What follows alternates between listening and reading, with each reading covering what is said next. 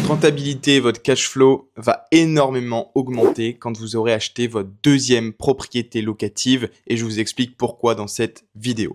Alors déjà, il faut savoir que avant d'avoir deux biens locatifs, il faut bien passer par en avoir un premier. Le premier, ça va être vraiment le plus compliqué à avoir. D'ailleurs, avant que la vidéo commence, mets un petit like, abonne-toi, ça me fera énormément plaisir. C'est le plus grand défi déjà au niveau économique, parce qu'il va falloir économiser de l'argent pour faire un premier réinvestissement, il va falloir se constituer un apport, et surtout une grande dose de stress, parce que quand c'est l'inconnu, eh bien on a énormément d'a priori. Il va falloir tout apprendre lors du premier bien immobilier, les process, comment ça fonctionne, faire des visites, faire les travaux, faire des devis, négocier, avoir son financement, enfin il y a énormément de choses à connaître. D'ailleurs j'ai fait une vidéo sur le sujet qui s'affiche là. Une fois que ce premier bien immobilier va tourner, que ça va bien se passer, que vous allez générer du cash flow, eh bien vous allez connaître tous les process. Vous allez déjà avoir des relations avec vos artisans qui ont bien travaillé. Vous allez connaître votre banquier qui vous fait confiance parce que votre premier bien s'est bien passé et en plus de ça, vous générez du cash flow positif. Et en plus de ça, vous connaissez un notaire et vous connaissez un agent immobilier avec qui vous avez fait un premier business. Si vous demandez à cet agent immobilier, voilà, j'aimerais acheter un deuxième bien immobilier, vous donnez vos critères, eh bien il sera vraiment enclin à vous aider parce qu'il a vu que le premier business s'est bien passé. Quel est l'objectif d'un agent immobilier? Eh bien, c'est tout simplement de vendre et comme vous êtes sérieux, il va vous proposer ses meilleures affaires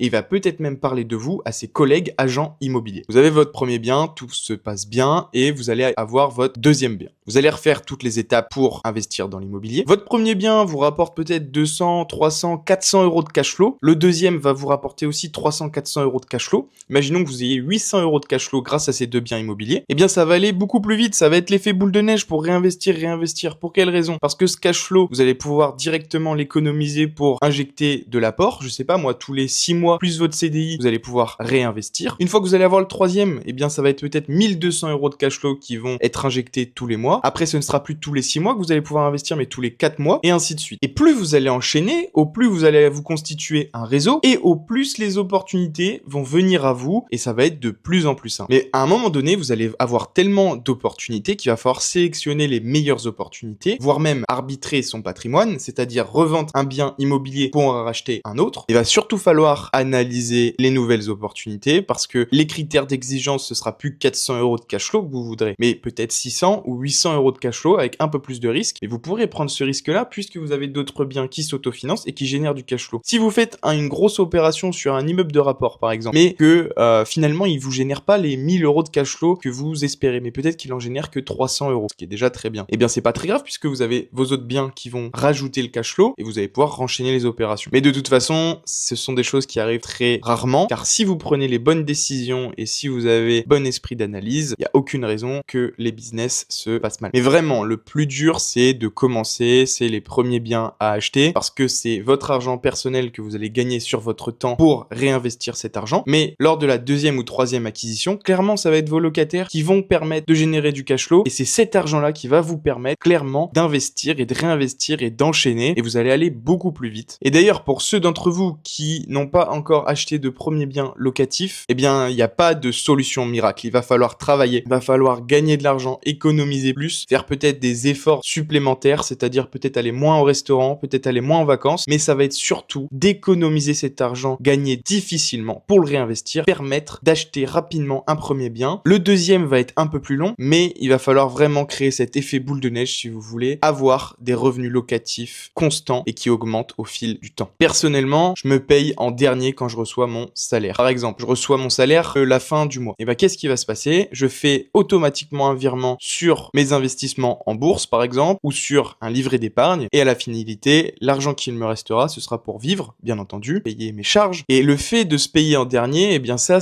va être un facteur déterminant pour économiser plus parce que si vous faites le schéma inverse, c'est-à-dire que vous avez votre salaire, vous avez 2000 euros qui tombent à la fin du mois. Vous laissez vos 2000 euros sur ce compte courant et vous vous dites à la fin du mois prochain, l'argent qu'il me restera, eh bien je l'investirai. C'est une mauvaise méthode parce que vous allez vous dire j'ai de l'argent, eh bien je vais faire un petit plaisir, je vais acheter un truc, je vais acheter un machin, je vais faire une sortie. Et à la finalité, à la fin du mois, eh bien vous allez peut-être être à 30, 40 euros sur votre compte et vous allez vous dire merde, je peux plus investir. Alors que si vous le faites à l'inverse, vous vous dites ok, j'ai 2000 euros, je garde 500 euros sur mon compte courant pour payer mes charges, 150 € pour payer, je sais pas moi, tout ce qui va être courses alimentaires, et tout le reste, vous le virez sur un compte d'investissement où vous ne pouvez pas toucher à cet argent, par exemple un PEA, un CTO, et vous mettez quand même une certaine partie sur un livret au cas où qu'il y a un pépin sur le mois. Mais si vous faites cette stratégie-là, vous allez voir que vous allez économiser plus et vous allez investir plus. Et pour autant, vous n'allez pas vous dire sur le mois, ah mince, je me suis privé, j'ai pas fait de resto à ce moment-là, j'ai pas fait ci à ce moment-là. Vous verrez que ça se fera naturellement parce que psychologiquement, vous n'allez pas vous dire, ah bah il me reste 500 €, tranquille. Non, puisque vous allez réinvestir cet argent avant. Et franchement, essayez cette méthode, vous verrez que ça va vous sauver la mise. Bien entendu, pour ceux qui souhaitent aller plus loin, vous pouvez écrire dans les commentaires. Si tu souhaites un accompagnement pour un projet locatif, n'hésite pas à me DM sur Insta ou même me mettre un commentaire, j'y répondrai et on peut voir si on peut avancer ensemble. Moi, pour ma part, mon premier investissement locatif, eh bien, il est très rentable puisque je vais avoir entre 200 et 300 € de cash flow et donc c'est un bon investissement. D'ailleurs, pour ceux qui sont encore là à la fin de cette vidéo, je vais vous donner le conseil qui permet d'aller encore plus vite pour investir, enchaîner les investissements locatifs. Cette stratégie, ça va être de demander deux choses à la banque. Quand vous allez faire votre financement, il y a deux choses clés que vous devez impérativement demander.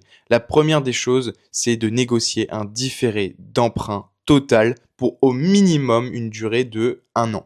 Vous pouvez l'augmenter jusque 3 ans, mais vraiment, faites-le parce que pendant cette durée-là, vous allez pouvoir faire vos travaux tranquillement, ne pas payer de crédit et surtout, eh bien, quand le bien va être en location, eh bien vous allez générer que du cash et vous pourrez réinvestir tout ce cash d'un coup sur un projet bien locatif, c'est-à-dire qu'au bout de 6 mois par exemple de loyer à 1 000 €, vous allez avoir 6 000 € et vous pourrez renchaîner directement sur un investissement plutôt que d'attendre d'avoir du cash flow pour réinvestir. La deuxième chose très importante, ça va être de négocier les indemnités de remboursement par anticipation. Il va falloir négocier 0 €. Pourquoi ? Parce que quand vous allez acheter un bien immobilier et il y a une durée d'emprunt de 25 ans, eh bien par exemple si vous voulez revendre votre bien dans 5 ans, eh bien vous allez devoir des indemnités à la banque qui peuvent être entre 6 à 10 000 €, ce qui va grignoter forcément votre plus-value. Alors que si vous les avez négociés à 0 €, eh bien le jour où vous allez vendre un appartement par exemple que vous avez acheté 100 000 € et que vous allez le vendre 120 000 €, eh bien vous allez concrètement avoir ces 20 000 € dans la poche plutôt que de donner 10 000 € à la banque et d'avoir que 10 000 € en plus sur votre compte en banque. Parce que 20 000 € gagnés sur une plus-value, eh bien c'est 20 000 € d'apport pour un prochain bien immobilier. D'ailleurs, dis-moi dans les commentaires la prochaine vidéo sur quel sujet tu veux qu'elle porte. Je pourrais faire n'importe quelle vidéo et parler de n'importe quel sujet, ça ne me dérange pas tant que ça parle d'investissement. D'ailleurs, n'attendez pas d'aller voir votre banque pour vous faire financer un bien ou faire une simulation. Allez directement sur le terrain, visitez des biens immobiliers et faites vos premières offres d'achat. Ensuite, allez voir votre banque et parlez-leur de votre projet immobilier. Parce que si vous allez voir votre banquier et vous allez lui demander « Ah bah tiens, combien je peux emprunter ?» Bah déjà, premièrement, ça fait pas pro, ça veut dire que vous maîtrisez pas votre sujet. Et si votre banque vous dit « Ah bah je peux vous financer 80 000 € » et que vous arrivez avec un projet à 90 000, qu'est-ce qu'elle va dire la banque ? Elle va vous dire « Bah écoutez, je vous ai dit 80 000, pourquoi vous m'apportez un projet à 90 000 ?» Alors que si vous le faites à l'inverse, vous allez sur le terrain, vous visitez quelque chose par exemple à 100 000 €. Vous savez que ça va être compliqué d'avoir votre financement et que vous pouvez être financé qu'à 80 000 €. Vous le savez à l'avance parce que vous l'avez calculé vous-même. Vous allez voir votre banquier, vous lui dites voilà, j'ai un super projet, j'ai une superbe opportunité, regardez les chiffres, regardez l'emplacement, regardez ceci, regardez cela. Eh bien, il va vous dire bah écoutez, je peux vous financer sous certaines conditions. Bon, vous allez négocier, etc., etc. Mais ce qui va être important, c'est que le banquier il va regarder bien sûr votre profil d'investisseur, mais surtout le projet et de la façon dont vous allez gérer ce projet.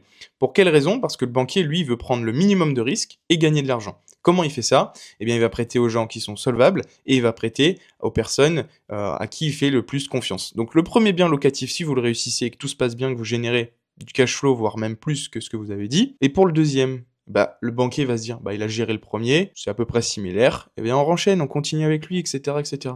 Donc vraiment, persistez, ne prenez pas la première occasion, ne prenez pas la première opportunité, parce que le premier investissement, c'est celui qui va guider et tracer votre parcours d'investisseur. C'était Alexandre, j'espère que la vidéo vous a plu. Allez, salut!